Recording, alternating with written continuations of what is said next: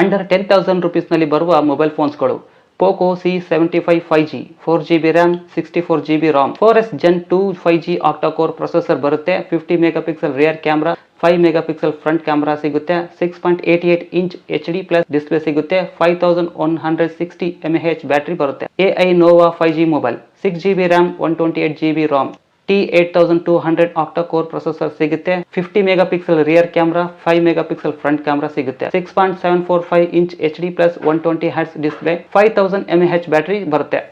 Samsung Galaxy F06 5G 4GB RAM 128GB ROM Dimensity 6300 octacore processor ಬರುತ್ತೆ. 50 megapixel plus 2 megapixel rear camera, 8 megapixel front camera ಬರುತ್ತೆ. 6.7 inch PLS LCD display ಸಿಗುತ್ತೆ. 5000 mAh battery ಬರುತ್ತೆ.